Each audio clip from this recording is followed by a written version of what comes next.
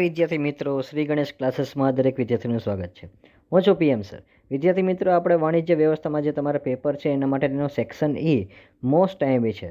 જો તમારે 20માંથી 20 માર્ક લેવા હોય તો દરેક પ્રશ્ન ખાસ કરીને જોજો, અને આમાંથી પણ હું જે આઈએમપી બોલું છું એ પણ તમે ખાસ કરીને જોજો, કારણ કે જે અગત્યના હશે તે હું ટીક માર્ક કરીશ અથવા તો હું બોલતો જઈશ, અને ચેપ્ટર વાઇઝ હું તમને સમજાવતો જઈશ કે કયા પ્રકરણમાંથી કયું છે.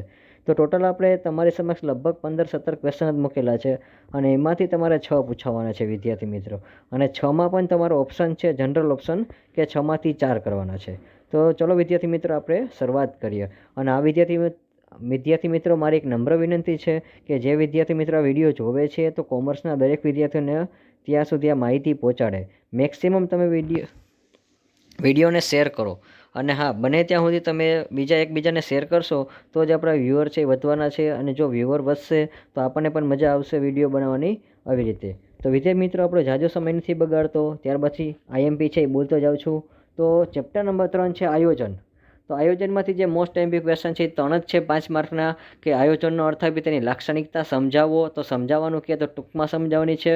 પછી આયોજનની પ્રક્રિયા વિદ્યાર્થી મિત્રો, પ્રશ્ન બોર્ડના પેપરમાં આવવાનો જ છે તમારે, જે 2024 સોમવારે પેપર છે ત્યારે. પછી આયોજનની મર્યાદા એકવાર ખાસ જોઈ લેવી, અને આયોજનનું મહત્ત્વ છે વિદ્યાર્થી મિત્રો 2 માર્કમાં આવી શકે છે.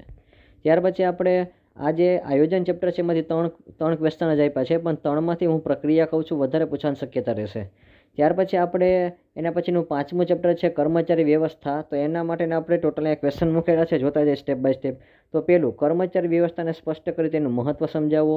પછી કર્મચારી વ્યવસ્થાનો અર્થ આપી તેની લાક્ષણિકતા સમજાવો. તો લક્ષણો છે વિદ્યાર્થી મિત્રો મોસ્ટ આઈએમપી છે. પછી ભરતીનો અર્થ આપી આંતરિક અને બાહ્ય પ્રાપ્તિ સ્થાનો સમજાવો. આ બંને ક્વેશ્ચન એક સાથે પણ પૂછી શકે છે, અને એક પ્રશ્ન પણ પૂછી શકે છે.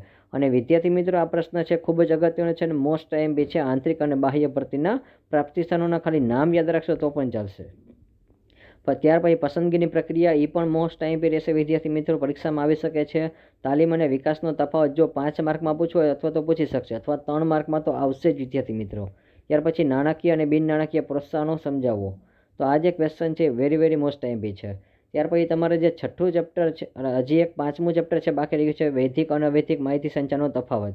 તો ટોટલ આ જે ક્વેશ્ચન છે બધા 5મા ચેપ્ટરના છે, કર્મચારી વ્યવસ્થાના, ખાસ જોઈ લેવાના છે. અને તફાવત વિદ્યાર્થી મિત્રો ખાસ કરીને જો 5 માર્કમાં શક્યતા રહેશે એકાદો તફાવત પૂછશે. ત્યાર પછી આપણે ચેપ્ટરની વાત કરીએ, ચેપ્ટર નંબર 6 દોરવણી. તો આ જે 12 નંબર આપેલો છે એ બધા દોરવણીવાળા છે. તો દોરવણીનો અર્થ આપી તેની લાક્ષણિકતાઓ સમજાવો. પછી માસ્લોની જરૂરિયાતનો અગ્રતાક્રમ આકૃતિ સહિત સમજાવો. વેરી મોસ્ટ આઈએમપી છે વિદ્યાર્થી મિત્રો, બહુ સહેલો ક્વેશ્ચન છે. અને 6થા ચેપ્ટરમાંથી તમારે 2 પ્રશ્ન પૂછાવાના છે, એટલે ખાસ વાંચીને જાજો.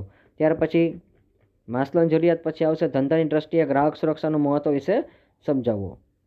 ત્યાર પછી આ જે 11મા ચેપ્ટરના છે વિદ્યાર્થી મિત્રો, ગ્રાહક સુરક્ષાવાળા છે, એ ગ્રાહક સુરક્ષાનો કાયદા મુજબ ગ્રાહકના અધિકાર. વિદ્યાર્થી મિત્રો ખૂબ જ અગત્યનો ક્વેશ્ચન છે, અને પરીક્ષામાં સંભવિત રહેશે. 99% પૂછવાની શક્યતા રહેશે. ગ્રાહક સુરક્ષાનો અર્થ આપી તેના અધિકાર. ત્યાર પછી આવશે, એટલે બંને ક્વેશ્ચન એક જ છે વિદ્યાર્થી મિત્રો, તેના અધિકાર 15 અને 16, એટલે એ માફ કરજો, ભૂલમાં 2 વાર લેવાઈ ગયો છે. ત્યાર પછી ગ્રાહક સુરક્ષા કાયદા મુજબ ત્રિસ્તરીય તકરાર નિવારણ માટેની વ્યવસ્થા સમજાવો. આ પણ પ્રશ્ન એકવાર આવી શકેલો છે.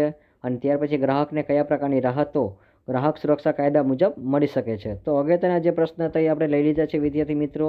અને હા વિદ્યાર્થી મિત્રો, મારી હજી એક નમ્ર વિનંતી છે કે વિડીયોને તમે વધુને વધુ શેર કરો. કોમર્સના જેટલા વિદ્યાર્થી છે આપણી ચેનલને જોઈન્ટ કરી લેજો, જેથી કરીને આવનાર વિડીયો છે એ તમને નોટિફિકેશન દ્વારા મળી જશે. અને ચેનલને લાઇક ન કરવી હોય તો જો તમે લાઇક કરી દેજો, શેર ન કરી તો શેર કરી દેજો, સાથે સાથે તમે સબસ્ક્રાઈબ કરજો.